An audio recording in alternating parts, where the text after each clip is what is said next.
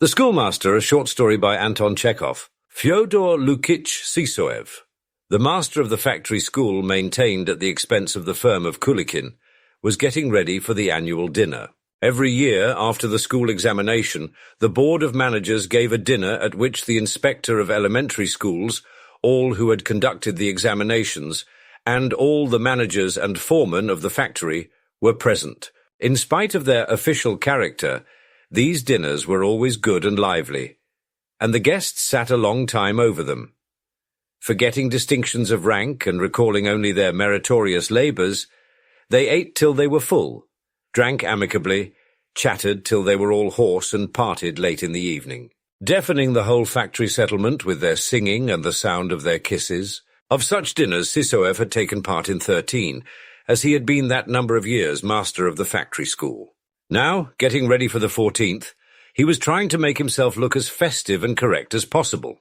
He had spent a whole hour brushing his new black suit, and spent almost as long in front of a looking-glass while he put on a fashionable shirt. The studs would not go into the buttonholes, and this circumstance called forth a perfect storm of complaints, threats, and reproaches addressed to his wife. His poor wife, bustling round him, wore herself out with her efforts. And indeed he too was exhausted in the end. When his polished boots were brought him from the kitchen, he had not strength to pull them on. He had to lie down and have a drink of water. "How weak you have grown," sighed his wife. "You ought not to go to this dinner at all." "No advice, please," the schoolmaster cut her short angrily. He was in a very bad temper, for he had been much displeased with the recent examinations. The examinations had gone off splendidly. All the boys of the senior division had gained certificates and prizes. Both the managers of the factory and the government officials were pleased with the results. But that was not enough for the schoolmaster. He was vexed that Babkin, a boy who never made a mistake in writing, had made 3 mistakes in the dictation. Sergeyev, another boy, had been so excited that he could not remember 17 times 13. The inspector, a young and inexperienced man, had chosen a difficult article for dictation, and Liapunov, the master of a neighbouring school, whom the inspector had asked to dictate, had not behaved like a good comrade, but in dictating had, as it were, swallowed the words, and had not pronounced them as written. After pulling on his boots with the assistance of his wife, and looking at himself once more in the looking-glass, the schoolmaster took his gnarled stick and set off for the dinner. Just before the factory manager's house, where the festivity was to take place, he had a little mishap. He was taken with a violent fit of coughing. He was so shaken by it that the cap flew off his head and the stick dropped out of his hand. And when the school inspector and the teachers, hearing his cough, ran out of the house, he was sitting on the bottom step, bathed in perspiration. "Fyodor Lukich, is that you?" said the inspector, surprised. "You have come?" "Why not?" "You ought to be at home, my dear fellow. You are not at all well today." "I am just the same today as I was yesterday, and if my presence is not agreeable to you, I can go back." "Oh, Fyodor Lukich, you must not talk like that. Please come in. Why, the function is really in your honour, not ours, and we are delighted to see you. Of course we are." Within, everything was ready for the banquet. In the big dining room adorned with German oleographs and smelling of geraniums and varnish, there were 2 tables, a larger one for the dinner, and a smaller one for the hors d'oeuvres. The hot light of midday faintly percolated through the lowered blinds. The twilight of the room, the Swiss views on the blinds, the geraniums, the thin slices of sausage on the plates, all had a naive, girlishly sentimental air, and it was all in keeping with the master of the house, a good-natured little German with a round little stomach and affectionate, oily little eyes. Adolf Andreich Bruni, that was his name, was bustling round the table of hors d'oeuvres as zealously as though it were a house on fire, filling up the wine-glasses, loading the plates, and trying in every way to please, to amuse, and to show his friendly feelings. He clapped people on the shoulder, looked into their eyes, chuckled, rubbed his hands, in fact was as ingratiating as a friendly dog. "Whom do I behold? Fyodor Lukich," he said in a jerky voice, on seeing Sisoev. "How delightful! You have come in spite of your illness. Gentlemen, let me congratulate you. Fyodor Lukitch has come. The school teachers were already crowding round the table and eating the hors d'oeuvres. Sysoev frowned. He was displeased that his colleagues had begun to eat and drink without waiting for him. He noticed among them Lyapunov, the man who had dictated at the examination, and going up to him began, "It was not acting like a comrade. No, indeed. Gentlemanly people don't dictate like that." "Good Lord, you are still harping on it," said Lyapunov, and he frowned. "Aren't you sick of it?" "Yes, still harping on it. My Babkin has never made mistakes. I know why you dictated like that. You simply wanted my pupils to be flawed so that your school might seem better than mine. I know all about it." "Why are you trying to get up a quarrel?" Lyapunov snarled. "Why the devil do you pester me?" "Come, gentlemen," interposed the inspector, making a woebegone face. "Is it worthwhile to get so heated over a trifle? 3 mistakes, not 1 mistake. Does it matter?" "Yes, it does matter. Babkin has never made mistakes."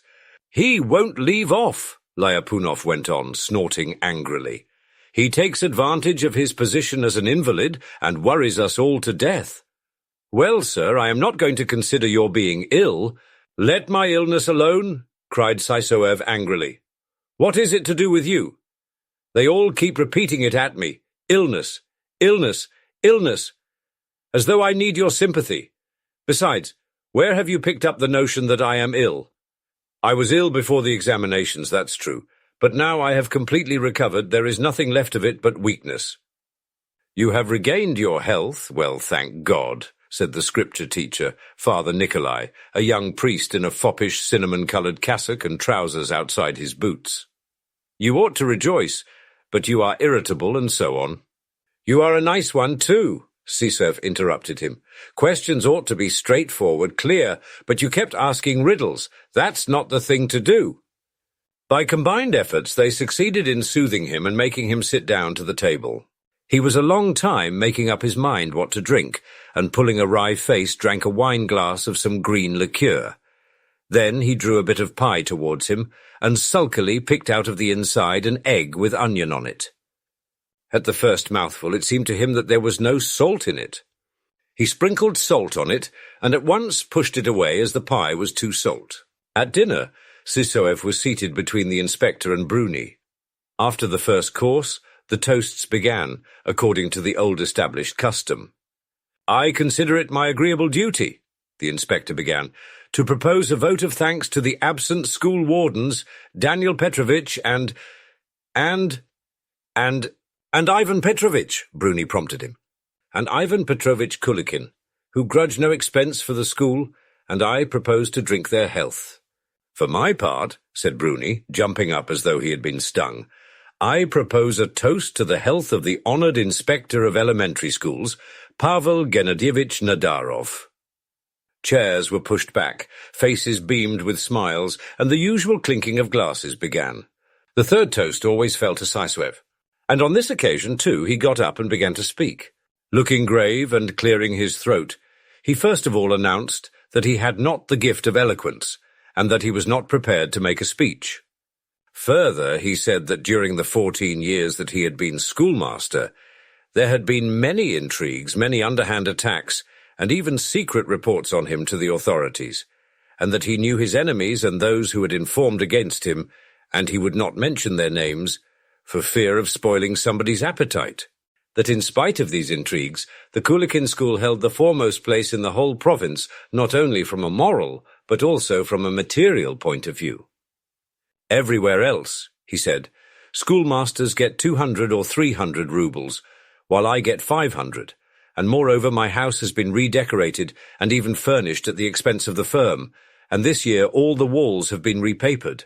Further, the schoolmaster enlarged on the liberality with which the pupils were provided with writing materials in the factory schools as compared with the Zemstvo and government schools. And for all this, the school was indebted, in his opinion, not to the heads of the firm, who lived abroad and scarcely knew of its existence, but to a man who, in spite of his German origin and Lutheran faith, was a Russian at heart."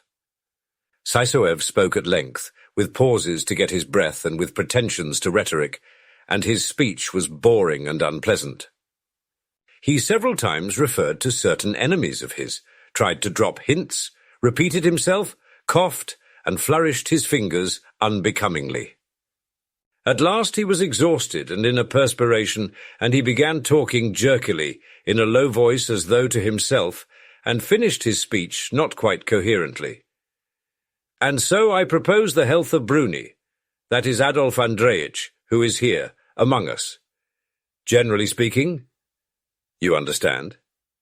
When he finished, everyone gave a faint sigh, as though someone had sprinkled cold water and cleared the air.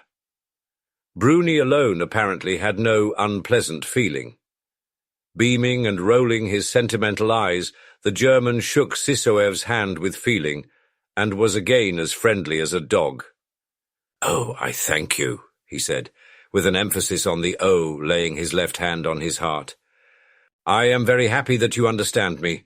I, with my whole heart, wish you all things good, but I ought only to observe, you exaggerate my importance. The school owes its flourishing condition only to you, my honoured friend, Fyodor Lukich. But for you it would be in no way distinguished from other schools. You think the German is paying a compliment? The German is saying something polite? Ha-ha. No, my dear Fyodor Lukich. I am an honest man and never make complimentary speeches. If we pay you 500 rubles a year, it is because you are valued by us. Isn't that so? Gentlemen, what I say is true, isn't it? We should not pay anyone else so much. Why, a good school is an honour to the factory. I must sincerely own that your school is really exceptional, said the inspector. Don't think this is flattery. Anyway, I have never come across another like it in my life. As I sat at the examination, I was full of admiration. Wonderful children. They know a great deal and answer brightly, and at the same time they are somehow special, unconstrained, sincere. One can see that they love you, Fyodor Lukich. You are a schoolmaster to the marrow of your bones. You must have been born a teacher. You have all the gifts. Innate vocation, long experience, and love for your work. It's simply amazing, considering the weak state of your health, what energy, what understanding, what perseverance, do you understand? What confidence you have. Someone in the school committee said truly that you were a poet in your work. Yes, a poet you are. And all present at the dinner began as one man talking of Sissoev's extraordinary talent. And as though a dam had been burst, there followed a flood of sincere, enthusiastic words, such as men do not utter when they are restrained by prudent and cautious sobriety. Sissoev's speech and his intolerable temper and the horrid, spiteful expression on his face were all forgotten. Everyone talked freely, even the shy and silent new teachers, poverty-stricken, downtrodden youths who never spoke to the inspector without addressing him as Your Honour. It was clear that in his own circle, Sissoev was a person of consequence. Having been accustomed to success and praise for the 14 years that he had been schoolmaster, he listened with indifference to the noisy enthusiasm of his admirers. It was Bruni who drank in the praise instead of the schoolmaster. The German caught every word, beamed, clapped his hands, and flushed modestly, as though the praise referred not to the schoolmaster but to him. "Bravo, bravo!" he shouted. "That's true. You have grasped my meaning. Excellent." He looked into the schoolmaster's eyes as though he wanted to share his bliss with him. At last, he could restrain himself no longer. He leapt up, and overpowering all the other voices with his shrill little tenor, shouted, "Gentlemen, allow me to speak. Shh! To all you say I can make only one reply. The management of the factory will not be forgetful of what it owes to Fyodor Lukich." All were silent. Sissoev raised his eyes to the German's rosy face. "We know how to appreciate it," Bruni went on, dropping his voice. "In response to your words, I ought to tell you that Fyodor Lukich's family will be provided for, and that a sum of money was placed in the bank a month ago for that object." Sissoev looked inquiringly at the German, at his colleagues, as though unable to understand why his family should be provided for, and not he himself. And at once on all the faces, in all the motionless eyes bent upon him, he read not the sympathy, Not the commiseration which he could not endure, but something else, something soft, tender, but at the same time intensely sinister, like a terrible truth, something which in one instant turned him cold all over and filled his soul with unutterable despair. With a pale, distorted face, he suddenly jumped up and clutched at his head.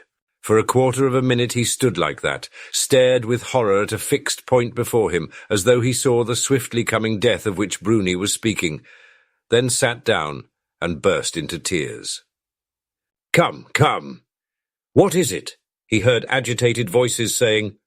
"Water! Drink a little water!" A short time passed, and the schoolmaster grew calmer, but the party did not recover their previous liveliness. The dinner ended in gloomy silence, and much earlier than on previous occasions. When he got home, Saisuev first of all looked at himself in the glass. Of course there was no need for me to blubber like that, he thought, looking at his sunken cheeks and his eyes with dark rings under them. My face is a much better colour today than yesterday. I am suffering from anemia and catarrh of the stomach, and my cough is only a stomach cough. Reassured, he slowly began undressing, and spent a long time brushing his new black suit, then carefully folded it up and put it in the chest of drawers. Then he went up to the table where there lay a pile of his pupils' exercise books, and picking out Babkin's, sat down and fell to contemplating the beautiful childish handwriting. And meantime, while he was examining the exercise books, the district doctor was sitting in the next room and telling his wife in a whisper that a man ought not to have been allowed to go out to dinner who had not in all probability more than a week to live.